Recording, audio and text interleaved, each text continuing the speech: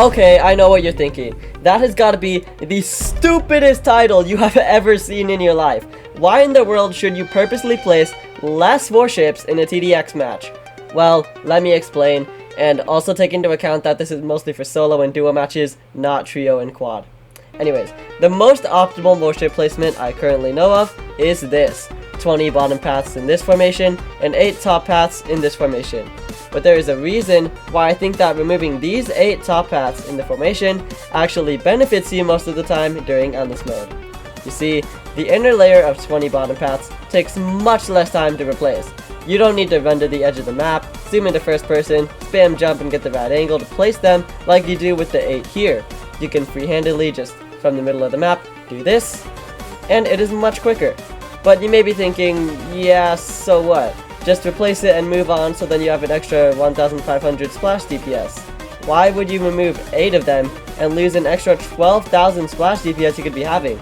Well, first, picture this. Let's assume you are in a match and there are at least 40 XWM turrets and 20 bottom path warships. Even with that minimal amount of defense, you have a total DPS of about 95,000. An extra 12,000 splash DPS doesn't really affect this number that much, and that is just the minimum amount of DPS. That isn't accounting for added helicopters, or golden juggernauts, or Zeds, or relics, or anything else. You're probably still saying that there is zero reason to just leave them out and not have some extra help though, which, yes, is mostly true, but here's my reason to simply leave them out. You could have extra microing. During Endless, there's a lot of other sorts of microing you could be doing. Definitely Slammer, definitely Toxicinator. If you're using Golden Juggernaut, that in of itself is a handful. And as the game progresses, even more micro comes into the game, as we can see with the new Mobster providing lots of cash for lots of micro.